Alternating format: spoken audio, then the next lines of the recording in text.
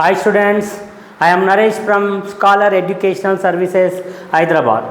మనకు ఇప్పుడు national commission for allied health profession NCAHP అనే ఒక కమిటీ, దీని ద్వారా ఈ కింద ఉండే కోర్సెస్ అన్నీ వీటి యొక్క హ్యాండ్ ఓవర్లో జరుగుతూ ఉంటాయి.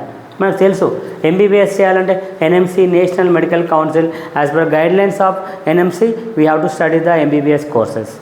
లైక్ అలాగే వెటర్నరీ చదవాలనుకోండి, దానికి ఒక కమిటీ ఉంటుంది, ఒక ఆర్గనైజేషన్ ఉంటుంది, that is a veterinary batch, like veterinary commission ఉంటుంది. సో అలాగే ఇలాంటి ఈ different courses allied health sciences courses చదవాలంటే ఒక కమిటీ ఉంది, that is national commission for allied health profession NCAHP. Under NCAHP ఈ కోర్సెస్ అన్నీ మనము చదువుకోవచ్చు, అంటే ఈ కోర్సెస్ అన్నీ రన్ అవుతుంటాయి. సో ఫస్ట్ వన్ బీపీటీ అంటే ఏంటిది? Bachelor of physiotherapy. ఇది 4.5 years కోర్స్ ఉంటుంది అండ్ ఇంటర్న్షిప్ 6 months నుంచి 1 year. So depend on college బట్టి అండ్ స్టేట్ బట్టి మారుతుంది. జనరల్గా 4.5 years మాత్రం కామన్గా ఎక్కడైనా ఉంటుంది. 6 months or 1 year internship depend upon state or college బట్టి మారుతుంది. అది బాగా గుర్తుపెట్టుకోవాలి. సో అసలు బ్యాచులర్ ఆఫ్ ఫిజియోథెరపీ అంటే ఏమిటి అంటే, ఇది డాక్టర్గా కన్సిడర్ చేస్తారు. మీ యొక్క నేమ్ ముందు మీరు ఒకవేళ ఇది చదువుకున్నారనుకోండి, మీ యొక్క నేమ్ ముందు డాక్టర్ అనే ఒక ప్రిఫిక్స్ మనము పెట్టుకునే ఛాన్సెస్ ఉంది. సో ఇక్కడ ఈ ఫిజియోథెరపిస్ట్ అంటే ఒక పర్సన్కు పక్షవాతం వచ్చిందనుకుందాం. సో ఆ పక్షవాతం వచ్చినప్పుడు మజిల్స్ అన్నీ వీక్ అవుతాయి. ఈ మజిల్స్ రిలాక్సేషన్ కొరకు, లేకపోతే బోన్స్ పెరిగినప్పుడు, ఇంకేదైనా ఇలా రిలాక్సేషన్ కొరకు, లైక్ గేమ్స్, క్రికెటర్స్ కానీ లేకపోతే గేమ్స్ ఆడేవాళ్ళు, వాళ్ళు అనుకోకుండా దెబ్బలు తగులుతుంటాయి. అలాంటప్పుడు మజిల్ రిలాక్సేషన్ కొరకు ఒక ట్రీట్మెంట్ ఉంటుంది, దాన్నే బ్యాచులర్ ఆఫ్ ఫిజియోథెరపీ అంటాం. సో ఇది 4.5 years కోర్సు, దాంతోపాటు 6 months to 1 year internship program ఉంటుంది. సెకండ్ వన్ BSc నర్సింగ్ ఉంటుంది. BSc నర్సింగ్ మీకు తెలిసిందే. సో ఇది 3 years కోర్స్ ఉంటుంది and internship depend upon college బట్టి 1 year వరకు ఉంటుంది. Next one BSc radiology and radiotherapy and imaging technology. అంటే ఈ BSc రేడియాలజీలో ఇవన్నీ మనం చెప్పొచ్చు, radiology or radiotherapy and imaging technology. ఇది BSc రేడియాలజీ సంబంధించిన కోర్సు. మనకు తెలుసు రేడియాలజీ ఎక్కడ వాడతారు, లైక్ స్కానింగ్ చేసేటప్పుడు డాక్టర్తో సపోర్ట్గా ఉండేవాళ్ళు, వీళ్ళందరూ డాక్టర్తో సపోర్ట్గా ఉండే కోర్సెస్ ఇవన్నీ. సో డాక్టర్కు మనం ఏదైనా MRI కానీ CT స్కాన్ కానీ లేకపోతే ఎక్స్రే కానీ తీయాలంటే ఈ కోర్స్ చదివిన వాళ్ళకు ఎలిజిబిలిటీ ఉంటుంది. So next one BSc optometry అంటే కంటికి సంబంధించిన ఏదైనా ప్రాబ్లమ్స్ ఉన్నప్పుడు డాక్టర్కు అసిస్టెంట్గా BSc ఆప్టోమెట్రీ చదివిన వాళ్ళు ఉంటారు. Next one BSc anaesthesia technology. Anaesthesia అంటే తెలుసు మనకి, ఏదైనా ఒక చిన్న ఆపరేషన్ జరిగినప్పుడు మనకు డాక్టర్ ముందు అనస్థీషియా ఇంజెక్షన్ ఇస్తారు. సో ఈ అనస్థీషియా ఇంజెక్షన్ ఇవ్వాలంటే ఈ అనస్థీషియా డాక్టర్కు సపోర్ట్గా ఒక సర్వీస్ చేసే పర్సన్ కావాలి, వాళ్ళే BSc అనస్థీషియా టెక్నాలజీ చదివిన వాళ్ళకు ఎలిజిబిలిటీ ఉంటుంది. Next one BSc intensive care technology and next one BSc intensive care technology అంటే ఏదైనా ఎమర్జెన్సీ కేర్ కావాల్సినప్పుడు ఎలా రెస్పాన్స్ కావాలి, పేషెంట్తో ఎలా రెస్పాన్స్ కావాలి, దానికి సంబంధించిన టెక్నాలజీ మొత్తం BSc ఇంటెన్సివ్ కేర్ టెక్నాలజీ ద్వారా తెలుసుకోవచ్చు, చదవచ్చు. అలాంటి సంబంధించిన జాబ్స్ మనకు ఉంటాయి. నెక్స్ట్ వన్ BSc డయాలసిస్ అంటే, ఇప్పుడు ఎగ్జాంపుల్ డయాలసిస్ అంటే తెలుసు, కిడ్నీలు పాడైన తర్వాత లాస్ట్ స్టేజ్కి వచ్చినప్పుడు ఆ కిడ్నీ ఫంక్షన్ సరిగా జరిగినప్పుడు డయాలసిస్ అనేది ఒక ట్రీట్మెంట్ లైక్ ఆర్టిఫిషియల్గా చేస్తారు. ఈ డయాలసిస్ ట్రీట్మెంట్ చేయాలంటే డాక్టర్ కన్సల్ట్తో పాటుగా డాక్టర్ సపోర్ట్గా ఒక పర్సన్ అవసరం. వాళ్ళు BSc డయాలసిస్ చదివిన వాళ్ళకు ఎలిజిబిలిటీ ఉంటుంది. అలాంటి కోర్సెస్, అలాంటి హాస్పిటల్స్లో మనం వర్క్ చేయొచ్చు. Next one BSc orthopedic assistants and plaster technology. Orthopedic డాక్టర్కు అసిస్టెంట్గా వీళ్ళను వాడుకుంటారు. And next one BSc emergency respond technology అంటే ఏదైనా ఎమర్జెన్సీ సిచ్యువేషన్లో, ఒక పేషెంట్కి ఎమర్జెన్సీ సిచ్యువేషన్ ఉన్నప్పుడు ఒక పర్సన్ ఎలా ట్రీట్ చేయాలి, ఆ పేషెంట్ను ఎలా క్యూర్ చేయాలి, ఆ పేషెంట్ యొక్క డిసీజ్ ఎలా క్యూర్ చేయాలి, లేకపోతే ఆ పేషెంట్తో ఎలా రెస్పాండ్ కావాలి, వాటికి సంబంధించిన technology BSc emergency respond technology is there. Next one BSc cardiac technology. Cardiac technology అంటే తెలుసు కదా, కార్డియాక్ ట్రీట్మెంట్ కొరకు కార్డియాలజిస్ట్ సపోర్ట్గా ఉండేవాళ్ళు BSc cardiac technology. And next one BSc audiology. Audiology అంటే కొంతమంది చిన్నపిల్లలకు సరిగా పలకడం రాదు, లైక్ మెంటల్లీ ఛాలెంజ్ పీపుల్ ఉన్నారనుకోండి, వాళ్ళకు సరిగ్గా పలకడం రాదు, మాట్లాడడం రాదు. అలాంటి వాళ్లకు ఎలా మాట్లాడాలి, స్పీచ్ థెరపీ ద్వారా వాళ్ళ యొక్క ప్రాబ్లమ్ను క్యూర్ చేయడానికి వీళ్ళను ఈ పర్సన్స్ బీఎస్సీ ఆడియాలజీ చదివిన వాళ్ళకు జాబ్స్ ఉంటాయి. నెక్స్ట్ వన్ బీఎస్సీ కార్డియాలజీ, ఇప్పుడే చెప్పాను, గుండెకు సంబంధించిన డాక్టర్కు సపోర్ట్గా ఉంటారు.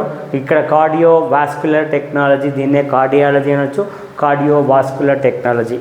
Next one BSc physiology.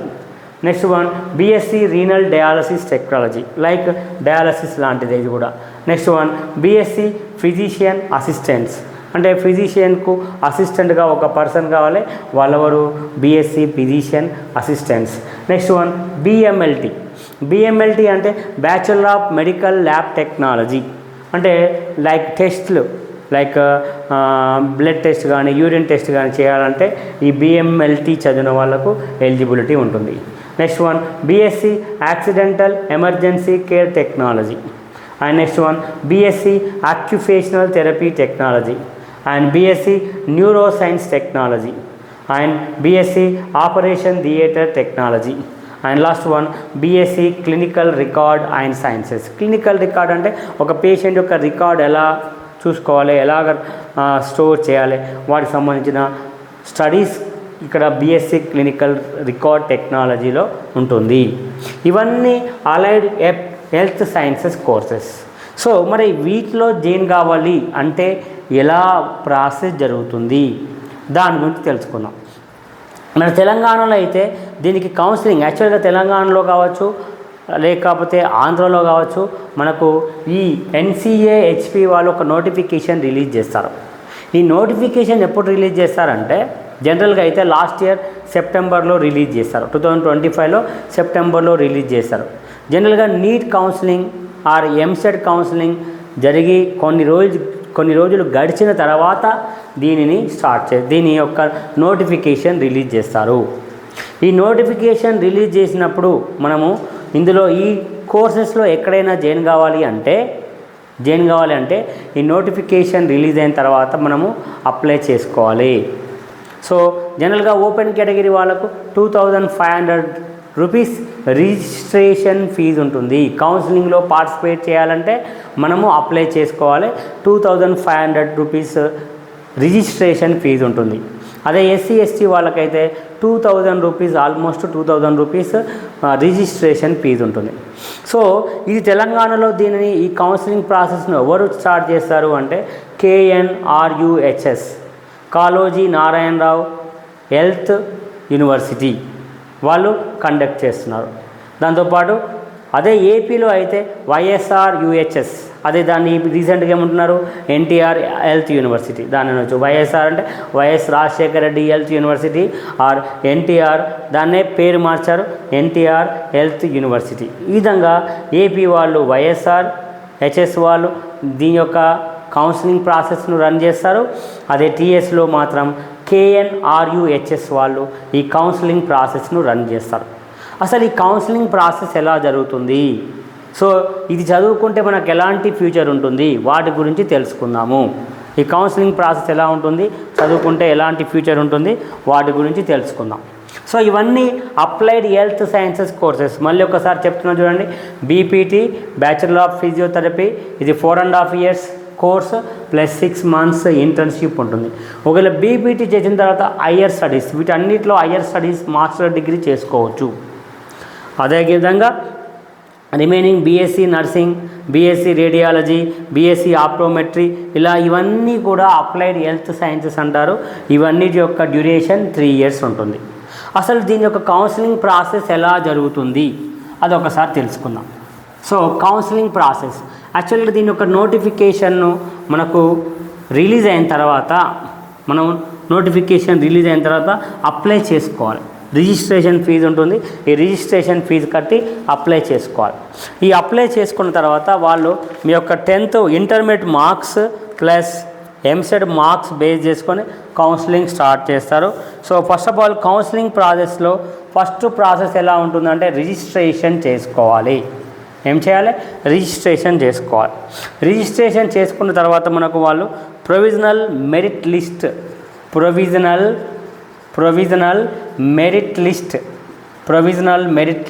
Release చేస్తారు. ఈ ప్రొవిజనల్ మెరిట్ లిస్ట్ తర్వాత ఫైనల్ మెరిట్ లిస్ట్ వస్తుంది.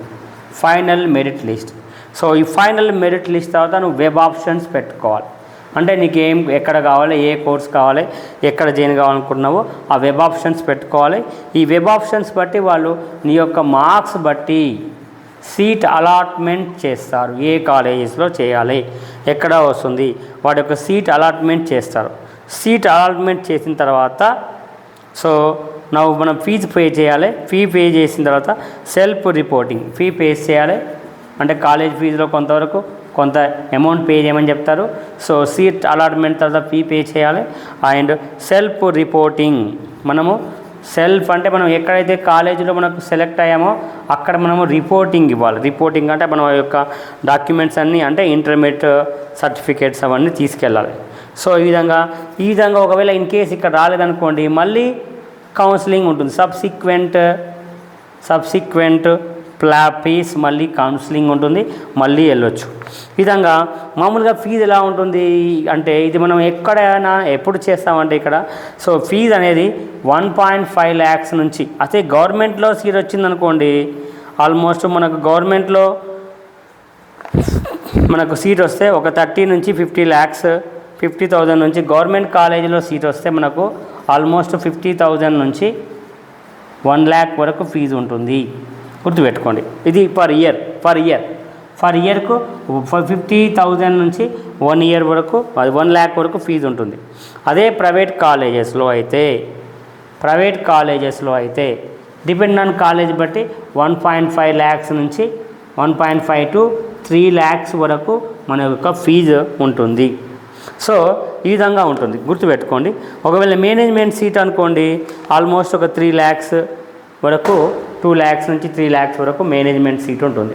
ఇది చూడండి, మనకు ఫస్ట్ ఏం చెప్పాను, ఈ కోర్సెస్లో చైన్ కావాలంటే ఫస్ట్ మనం రిజిస్ట్రేషన్ చేసుకోవాలి. మనకు వాళ్ళు ఒక నోటిఫికేషన్ రిలీజ్ చేస్తారు.